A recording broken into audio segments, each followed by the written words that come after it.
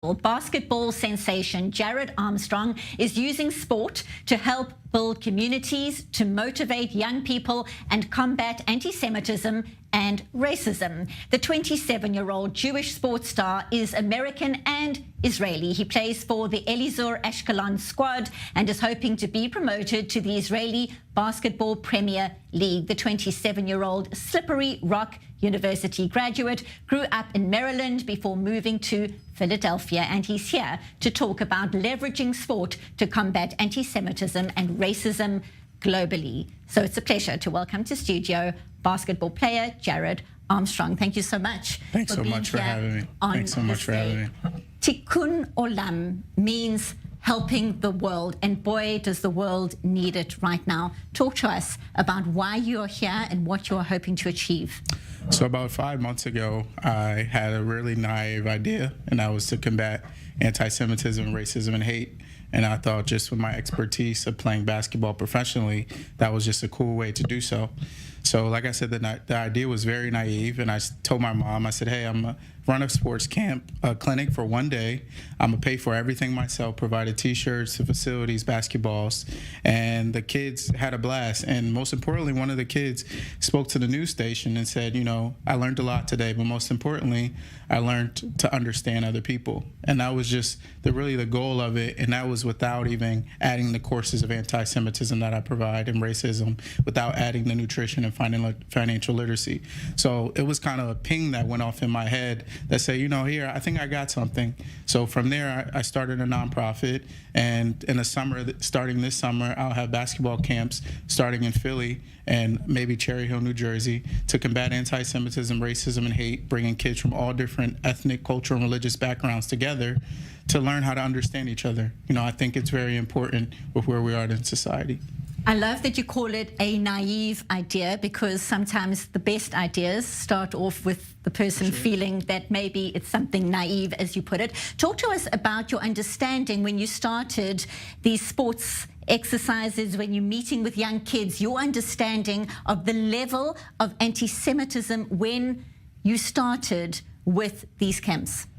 You know, I just felt, just from my own personal experience and just where we're at in the world with propaganda, and just I felt people live in a bubble, you know, not just with anti-Semitism, but with the racism and just hate in all forms. And I felt, you know, using basketball would be a very pivotal way to bridge the gap. You know, so many kids from my clinic hadn't met a Jewish kid and vice versa, or never met a Muslim kid. And I felt it was a way for them to understand and know each other, you know, and at least create the dialogue. You know, most times people, you know, have these prejudge or, you know, these anticipations about somebody else without understanding them, without even having a conversation. So pretty much I'm just trying to build the foundation from an early age for kids in elementary and middle school to learn how to bridge the gap and learn how to make lifelong friendships from people that don't look like you.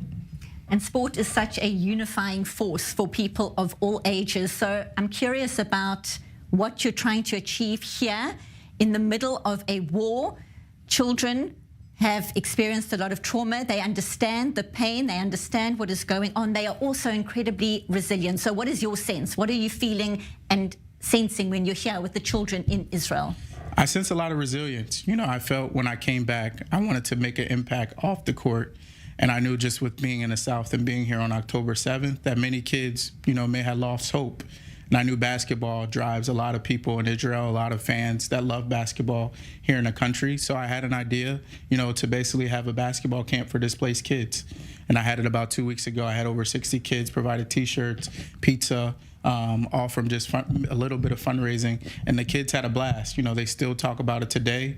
So I know for my goal for the next 5 months that I'm still left here is just to provide a safe haven space, but also provide a way for kids to brighten their day, to be able to escape for the world for 2 hours. Because we all know, you know, kids are the future, and the way that we can kind of help their mental space is to keep inspiring them.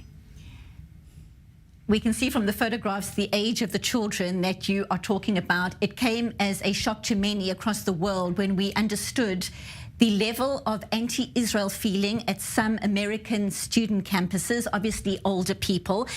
Were you surprised, given your understanding Being a Jewish Israeli American, knowing Israel well, knowing America well, were you shocked by what you heard and saw, the response to what had happened on the 7th of October through the eyes of students in many places in America? I wasn't totally shocked, but I was just shocked by people's response. You know, I was actually a person that went to visit the Kibbutzim, that went to visit Nero's, and it surprised me how many people still doesn't believe that October 7th even happened. You know, so I just think what happened, you know, on October 7th, but I think what I'm doing really amplifies, you know, what college students need to do, and that's to bridge the gap and get educated and understand and have empathy for people that lost their families, for the hostages that are in Gaza. You know, all of this is just coming from misinformation and from propaganda. Very briefly, you talk about lessons learned. What are the lessons learned in terms of the work that you are busy with right now? The lessons learned, at least that I experience, is people need to become more educated. You know, I think also people need to learn how to dialogue with people that don't look like them, that come from cultural and religious backgrounds that they come from. So for me, it's very important to bridge the gap. You know, we're in a time where hate in all forms are risen, anti-Semitism, Islamophobia, Asian hate, you know, and how we bridge the gap if we all stay away from each other. So I think for me, it was just using basketball as a mechanism to kind of just make something that was common sense. We can't all continue to hate each other, and the only way forward is to create peace. Yossi Melman, your comment. Yeah, I wonder if you came across curses and bad language when you were talking with students at the U.S. campuses that you visited, or you played there or went to study? For me, you know, I went to a college where I was one of maybe 3 Jewish students. You know, I actually wasn't a person that many people thought was Jewish, maybe just from the color of my skin or just not knowing me at all. So I never really experienced it. I do get thousands of comments on my social media from Free Palestine, from the river to the sea. You know, and for me, it's just common sense that people don't understand what's going on. They don't even have, you know, empathy for other people. This has nothing to do with the political view. You know, at the end of the day, this is just humanity, right or wrong. You know, no children deserves to be beheaded. No children deserves to be burned. You know, that has nothing to do with if you're Muslim or Jewish. You know, that's just the right of being a right human. You know, no woman deserves to be raped. And where I come from Philadelphia, you know, that's one thing that many people don't condone is rape. It has been staggering to understand the silence in many parts, in many organizations, women's groups, different organizations, not only in America and other parts of the world. And it is so important that people like yourself are speaking out the way that you are. Kol hakavod, as we say in this part of the world, for having a voice and for using sport to try and break down barriers. It is so important at this time. We so appreciate you being here. Thanks so much for having me. On I-24 News, Jared Armstrong, thank you very much for being here Thank you. in studio.